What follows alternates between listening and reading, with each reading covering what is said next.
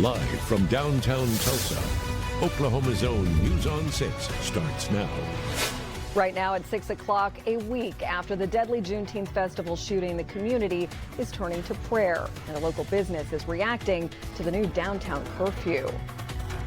And flash flooding in Tulsa caused some drivers to get stuck this morning. We'll show you where. And heat and humidity return. We'll take a look at just how long it will stick around and when more storms could roll into green country. Thank you for joining us here at 6 o'clock. I'm Erin Conrad. Before we get to our top story tonight, News on 6 is going to look a little different over the next few months. We're here in a temporary studio as our team works to build a new set where we can bring you the news to keep you safe, informed, and entertained with the most up-to-date, best-in-class technology. So stay tuned. A lot of very exciting things happening here at News on 6. Our top story here at 6 o'clock, a week after a deadly string of shootings involving teens. Today is the first Saturday of the new stricter curfew for minors in downtown Tulsa. News on 6's Ethan Wright is live in the Blue Dome district on why business owners here say they're waiting to see what changes. Ethan? Erin, the curfew applies to anyone under the age of 18 and will run from 9 at night to 6 in the morning on Thursdays, Fridays, and Saturdays. Tulsa police say officers will give multiple warnings before handing out citations to teens who refuse to leave, but there are some exceptions. Number one, as long as that teen is there with a parent or a guardian, they can stay. Two, if you are under 18 but work downtown, you don't have to worry about getting in trouble after a late shift. Just make your way home as soon as you're off the clock. And if you're going downtown for an organized event like a concert or a baseball game, you can. Just be sure you don't linger once that event ends. Downtown business owners like Mike Bosch say he's not sure what will come of the new changes, but doing something is better than doing nothing at all. Shootings do not help sales. So whatever needs to be done, whether it's more police presence, whether it's more awareness, anything of the sort is certainly necessary, because property crimes, violence, anything, vagrancy, these things dissuade from people visiting Tulsa, and certainly from Tulsans taking their disposable income and using it here. I spoke with many businesses here in the Blue Dome District earlier, and the general consensus was, while they're optimistic about the new changes, they say Thursday and Friday were only test runs, and Erin, many say when it comes to long-term impact, only time will tell. All right, thank you, Ethan. Now that curfew doesn't include areas like the Gathering Place or Cherry Street. Meanwhile, today, a group of community members and faith leaders returned to the same streets, but not to celebrate, this time to pray. News on 6's Eden Jones has more on how they're relying on faith to heal. Today, members of the community are coming together to honor those affected by the shooting and to call for peace. Change is never easy. One of the first things we start is, how can I be the change that I want to see? And it often starts We are a strong people with a single step. So today we marked Greenwood. We took Greenwood back.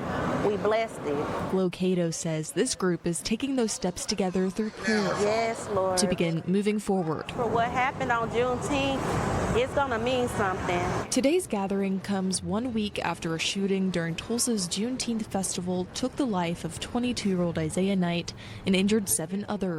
It spoke volumes. It spoke volumes to me, and I think it spoke volumes to Tulsa, what we are still fighting to this day. For Chauncey and Gwendolyn Forte, it was clear that night left a deep wound in the community. As a result of this, we definitely felt like and knew something really needed to be done. Something meaningful. Thank you, Miss Donna. You're welcome. Thank you.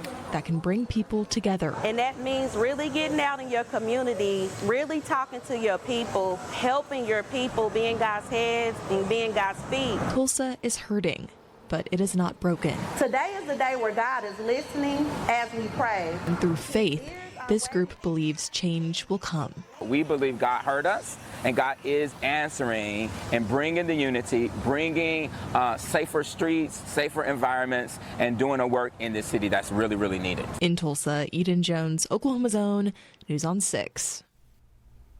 Well, check this out. All of that rain this morning caused some roads to flood here in Green Country. This video shows some drivers choosing to turn around near 43rd and Sheridan. However, our photojournalist Gary Cruz saw at least 5 cars get stuck right there in that high water. Meanwhile, crews shut down 31st underneath the overpass of the Broken Arrow Expressway after some cars stalled out there as well. Firefighters also had to close the on-ramp to the eastbound expressway because of a car that got stalled there in high water. And we are looking at other hard-hit areas thanks to our viewers. These pictures show us just how much water was near 71st and Elm this morning, and another viewer is sharing what their yard looked like after their creek flooded. Of course, you can always send your weather pictures to us by emailing pics@newson6.net. But right now, the heat and humidity are making way across green country, and it is a hot weekend across the Osage Casino Skycam network. That heat index could actually reach into the triple digits. Meteorologist Erin Reeves joins us now from the Bob Mills Weather Center with just how hot we're going to get. Erin, it is just steamy out there. Yeah, it's definitely, the stuffies are here, as we want to call them. And we'll be even a little bit toastier tomorrow. Right now, though, we're talking about a lot of sunshine. And after those clouds cleared away, we went just right into a hot bowl of chicken noodle soup as far as how it feels out there. Lots of sunshine, a few clouds out there, a little bit of a breeze, but not much. We have one plane. Looks like it's pulling back to probably take off here for a flight here. It heads on its way to somewhere. Who knows where. Quiet right now. Some showers far western Oklahoma and back towards Amarillo. Also some into northwest Arkansas. These will start to fizzle out as we lose daytime heating. But we'll see more opportunities going forward. We'll outline that in a bit. We'll also take a look at some of those rainfall totals here over the past couple of days, and they've been plentiful for some. Heat and humidity is plentiful right now. Heat index values between the upper 80s to low 100s, but a few locations are even hotter feeling than that, 105 plus in a few places where the heat index is bolstered by dew points that are near 80 degrees. So that's what we have going on as far as that. Temperatures right now near 90, and as we roll through the rest of our evening, we do see those temperatures only slowly sliding down through the 80s. We'll take a look at the heat and the storm chances coming up here in a few minutes. All right, Erin, thank you. The city of Claremore is adjusting parking for tonight's fireworks show because of all of that rain we got this morning. The city says all of the grass parking areas around Claremore Lake are just too saturated to use. The city is asking that folks instead use the gravel lot next to the rodeo grounds. The city will have a shuttle to take people from the parking area to the lake throughout the evening. The lake park is open now, and the fireworks show starts at 9:30 tonight. And if you're looking for an event happening tonight, head on over to Broken Arrow's annual block party. It's happening now until 10:30 tonight over at the New Orleans Square in Elm. There are food trucks, a kids zone, and live music. There will be a fireworks show later on tonight, so make sure if you go to bring lawn chairs or blankets for your seating. Folks are asked to leave your pets at home because of the heat, loud noises, and limited access to water. And in the nation's headlines, the president's requested deadline for Congress to pass the big beautiful bill is less than a week away. This weekend, the Senate continues to deliberate, with many lawmakers saying they won't support the bill as it stands now. Willie James Inman has more. For weeks, President Trump said he wanted his big, beautiful budget bill passed by the 4th of July. I think it was a good deadline. I think it's a good goal. If not a deadline, it's certainly a good goal, and it's certainly gotten us to work. GOP senators met behind closed doors Saturday afternoon as they raced to pass the sweeping package. There is no vote scheduled yet, as it remains unclear if the Republican-controlled Senate has the simple majority needed to move forward on it. This bill has about $400 to $500 billion worth of new spending. Now, why would you put forward a bill that has $500 billion worth of new spending if your goal was to fix the deficit? Among those concerned by the bill, Republican Senator Rand Paul of Kentucky. The deficit this year is going to be about $2.2 trillion. My prediction is with all this new spending and with some new tax cuts that the deficit is going to be bigger next year. The legislation extends tax cuts from President Trump's first term, removes taxes on tips and overtime, and increases spending for defense and border security. Opponents of the bill argue it would make significant cuts to Medicaid and food stamp programs. It's a disaster because it betrays Republicans' own promises not to cut Medicaid, not to cut SNAP. What they're trying to do is to cut back on these health care programs and health insurance for 16 million Americans to pay for tax breaks for wealthy people is just not a winning combination. The president insists his bill will deliver relief to hardworking Americans. But we'll deliver a record tax cut, a record spending cut, a record investment in border security. The soonest the Senate is expected to vote on the bill is Sunday. Willie James Inman, CBS News, Washington. Meanwhile, Senator Mark Wayne Mullen took to social media just a few days ago saying they're working on the final details on the budget bill. He says lawmakers are eager to deliver the largest tax cut in U.S. history. He also says that they will break down the bill once it's finalized. And back here in Green Country, we're nearly halfway through the summer, and Tulsa Public Schools is already taking steps to address chronic absenteeism for the upcoming school year. TPS Superintendent Dr. Ebony Johnson says students who miss more than 10% of their school day may be held back a grade. Those students could also lose their transfer to a magnet or specialty school or not be able to participate in any sports or extracurricular activities. Dr. Johnson says the district is creating a committee where students with excessive absences may be sent for review and for support. That will be launched later this fall. And rain caused flooding for some people this morning, and more chances are on the way. Erin tells us when we could see more storms across the Osage Casino Skycam network. Plus, it's expensive to bring a new baby into this world. We'll show you how a community baby shower is helping new parents get ready with classes and giveaways, all at no cost. For a limited... the sounds of summer. You expect to hear this, not this. At bath time, the giggles should echo. Not alarms, but accidents happen fast. In just a moment, everything can change. Keep kids safe around water with these simple steps. Assign a responsible adult to watch the water. No phones, no distractions. Never take your eyes off a child during bath time. And always check for hidden dangers where kids play. Let's make water safety part of every sunny day and every day, because there's no better sound than this. Aspen Health and Rehab provides expert care for short-term recovery, long-term care, and respite services. With personalized therapy, 24/7 nursing, and private rooms, we help you heal in comfort. Call us or visit aspenhealthrehab.com to learn more. Zone 6. The rain didn't stop some folks from marching for Jesus this morning in East Tulsa. Pastor Rick Hermosillo says they put on this event every year, rain or shine. The march stretched a little more than 2 miles today. It's a parade. We have floats out there with things with Jesus, and we have music. We have people with flags and banners. It's a celebration. A celebration of faith. He says they've held the annual march for the past 15 years. And an event here in Tulsa is helping moms get the things they need. The El Centro Center handed out new mom necessities while connecting both new and expectant mothers through a community baby shower today. And it's a yearly event. I think the mothers feel so honored and appreciated because sometimes they don't have the opportunity to do by themselves a community baby shower. And we have giveaways, we prepare for them diapers, we have some items for them. They feel celebrated and appreciated. And that celebration ended at 2 o'clock today, but El Centro has a list of programs and resources on its website if you missed out today. A morning to remember for kiddos over at the Oklahoma Children's Hospital as members of the U.S. Air Force Thunderbirds stopped by before the Tinker Air Show. The Thunderbirds spent the morning in the pediatric unit folding paper airplanes and sharing stories with the kids there. The hospital says the visit helped give their patients a positive break from their routine treatments. We'll have more from the air show at the Tinker Air Force Base coming up tonight. From the Bob Mills Weather Center, meteorologist Erin Reeves.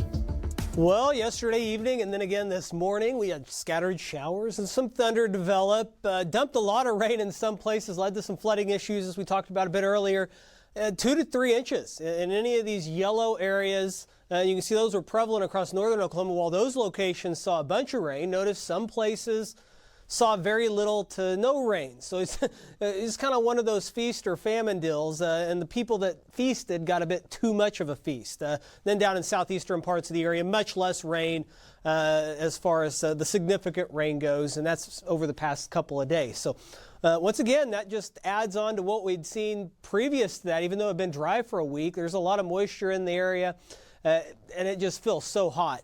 We do see a few showers and storms that have popped up over the Ozarks off to our east.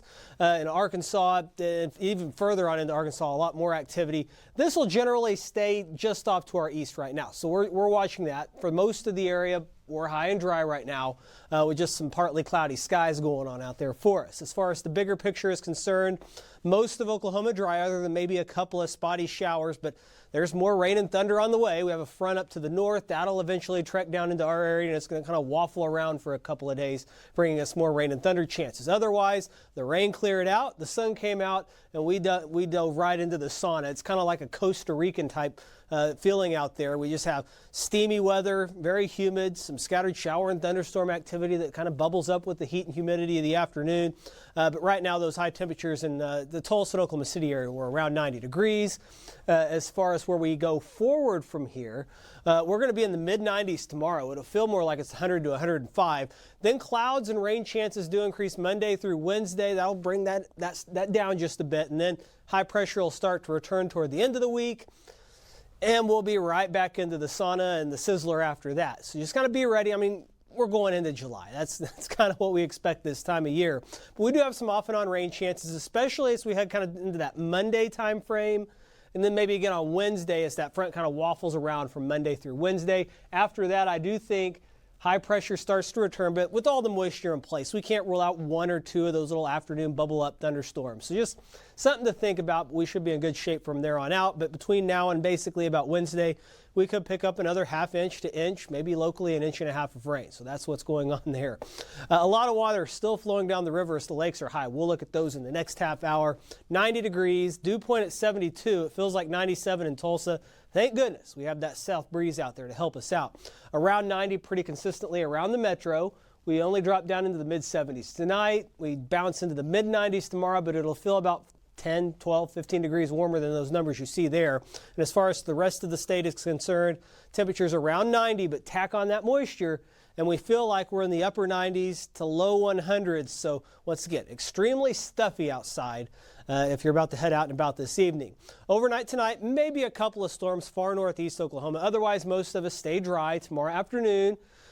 Generally dry, mid-90s, but we can't rule out maybe one or two thunderstorms bubbling up during the heating of the day, and then we'll kind of keep that going, although that front will increase the coverage as we roll into the Monday time frame. So just be aware of that as rain chances peak up to around 40 or 50% then, and then that front waffles around for a couple of days, and then we do dry out and heat up as we head toward the end of the week. I just left that slim chance on there to account for one or two rogue thunderstorms as we head towards the weekend in the afternoon. So that's what's going on with that. Let's see what's going on with sports. Driven by your Oklahoma Ford dealers, this is News on 6 Sports with Justin Woodard. Thunder draft picks arriving in OKC Topsy Mathis Home Sports Desk. OKC GM Sam Presti officially introduced their two recent draft picks to the media this afternoon. More on the players here in just a minute, but first we hear from Presti. Hopes he selected all of the right guys. His track record, outstanding. Most recently, Presti hit home runs with Chet Holmgren and Jalen Williams, J-Dub, who helped OKC win the title this year. And he also found key role players in the second round in Jalen Williams and Erin Wiggins. The one thing we've never really strayed from, and you know, I don't think we will, is the focus on drafting people and not players. And I think the characteristics of winning players, they multiply at a greater level than just talented players. As for that 2025 draft class, she had to suffer a foot injury in order to be selected. Okay, I'm joking, kind of, but both Thomas Sorber and Brooks Barnheiser did have their seasons cut short due to that fact. Sorber, who was selected at number 15 overall, shined for Georgetown in his only campaign. In 24 games this past year, the center put up over 14 points to go with over 8 rebounds and 2 blocks a contest. And get this, Presti was high on Sorber after watching him practice at Georgetown. Do you remember that day when Sam watched you practice at Georgetown? Yeah, it was earlier in the year, you know, but like, you know, I was young, so I didn't really know all the GMs and stuff like that. But it was cool hearing that, you know, a couple of NBA GMs came in to see me, and it was just a great feeling that I was able to participate in front of them. I remember we were having dinner, I think we were in Philadelphia, so whenever we played them was the first time he told me about Sorber. He had just gone to practice there and really, really liked him. Meanwhile, down in the Big Easy, New Orleans, former OU star Jeremiah Fears was introduced this afternoon. He'll wear number 0, as you see right there. The Pelicans selected Fears at number 7 overall on Wednesday night. The point guard became the first Sooner to be drafted in the first round since 2018. So far, Fears is loving his new city, and he can't wait to team up with the likes of Zion Williamson and Jordan Poole. There's no better feeling than hearing your name called and finally getting down here, meet the people, meet your new family. And they just welcome all of us with open arms, and we all super excited. I'm excited to be down here. Got to meet some of my guys, and man, it's gonna be super fun. We're gonna bring a lot to New Orleans, and it's gonna be a show. Can't wait to see what he does. Coming up next, after this break, Sooner quarterback John Mateer talks about the OU-Texas rivalry. Keep it here.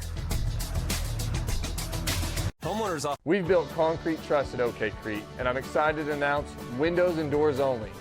I'm Pat with Windows and Doors Only. It's all we do, just energy efficient installs that are done right. Windows and doors only. That's all we do. Call us today for a free estimate. Little things now can make the big things possible. Small choices like eating healthy, taking a daily folic acid vitamin, reducing stress, and maintaining regular doctor visits during pregnancy can have a big impact on your baby's health. It's more than just one moment. You're preparing for a lifetime. Visit preparingforalifetime.com to find more tips to keep your baby safe and healthy. Join Real Prize, the free-to-play social casino with over 500 games. Sign up for 100,000 gold coins and 2 sweeps coins free. It's all free, all fun, all day. Join the action at realprize.com. Welcome back. The strong week on the recruiting trail continued today for OU with 4-star offensive lineman Deacon Schmidt verbally committing to the Sooners. But what about the upcoming season? We're going to find out a lot in week 2 in Michigan comes to Norman. After that, it's the same SEC opponents as last year, just flipped home and away. So yes, it's tough once again, but that SEC podcast is high on a turnaround. Even with this gauntlet, Shane, 9-3 very well could get you in the college football playoff. I don't think that completely rules you out. After last season, I think most Sooners would take that if you promised them that today. Absolutely. If you come out with a 9-3, 10-2 regular season, Oklahoma's not just back; they're on top, son. If the Sooners do go 9-3 or 10-2, that man right there throwing the football will be a big reason why. Transfer quarterback John Mateer is a counselor this week at the Manning Passing Academy, but he took some time to meet with the media. One big question was, are you ready to face Texas and experience the Red River rivalry? I watched some film on it, and you just see a sea of people, and it's like, this is insane. Like, and I am so excited. I've heard about the people flipping other people off, like the little kids flipping the bus off. Like, there's nothing like it. This is the one. All right, he is from Texas, and he did go to one game, he said, as a kid, but going to it, playing in it, totally different. Totally different. I can't believe we're already talking about OU Texas. Right. But anyway, I guess it's already time. We'll have more news and weather coming up in just a little bit. Stick around.